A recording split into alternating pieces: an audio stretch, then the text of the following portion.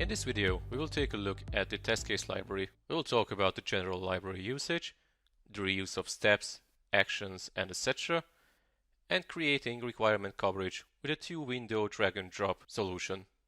First, let's go to our test case tracker and create a new test case.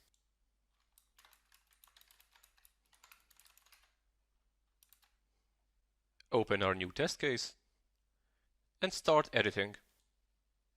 On the right side of the screen, we can immediately find a list of test cases from this current project and tracker, and at the bottom, the test case library shortcut.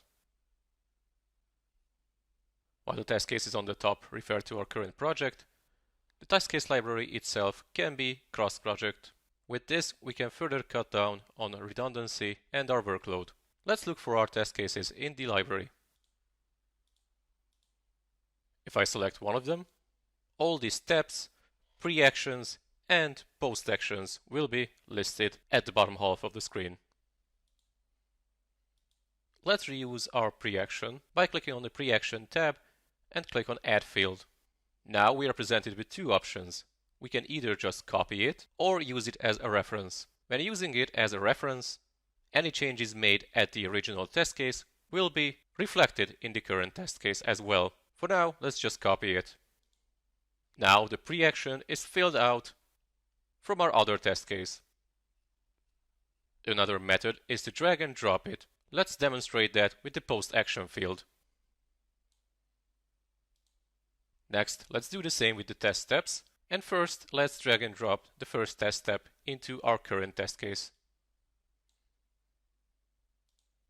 We can also reuse all of the steps with a single click. For that, let me remove our current test step and click on Add Steps. Now all tests were added simultaneously. Let's save this test case and go back to our tracker.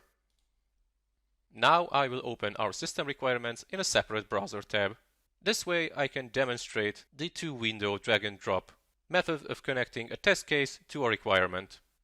Let's detach this browser tab and adjust the window size. Now I can drag and drop the test case library item and connect it with a reference to the cruise control. If I refresh this browser tab now,